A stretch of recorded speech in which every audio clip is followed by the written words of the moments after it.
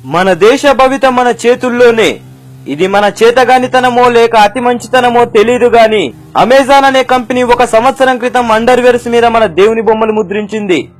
ఆ మధ్యలో జాతీయ జెండాను ఫుట్ మ్యాట్లపై ముద్రించింది.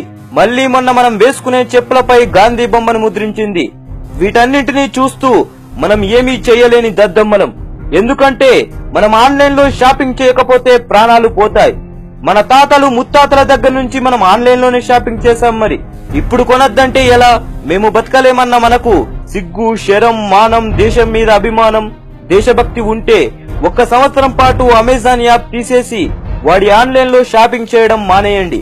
అప్పుడు చూడండి వాడు ఇంకోసారి ఆ విధంగా మన దేవుళ్ల బొమ్మలను, మన జాతీయ జెండాలను అలా వేస్తాడో చూద్దాం.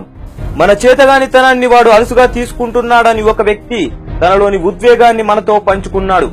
ఈ విషయాన్ని మనకు షేర్ చేసి మనలో స్పందన కలగజేయడానికి అతడు 1 సంవత్సరం నుండే అమెజాన్ యాప్ ని తీసేశాడు. అలా తీసేసిన అతడు, నా బిడ్డల మీద ఒట్టు, ఈ రోజు నేను గొప్ప కోసం చెప్పుకోవట్లేదు, నేను ముందు చేసి మీకు చెబుతున్నా, ఇదెన్నో రోజుల నుండి నాకు బాధను కలిగిస్తుంది. అందుకే ఈ విషయాన్ని సోషల్ మీడియా ద్వారా అయితే నేను అందరికీ ఈ విషయాన్ని తెలియజేయగలుగుతానని తెలుసుకొని అతడు ఈ విషయాన్ని మనందరికీ పంపాడు.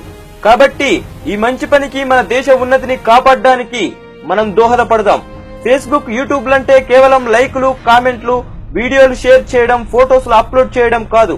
దాని నుండి కొంత మంచి కూడా జరుగుతుందని మనం తెలియజెప్పుదాం. ఆయనకు సపోర్ట్ చేద్దాం. జై హింద్.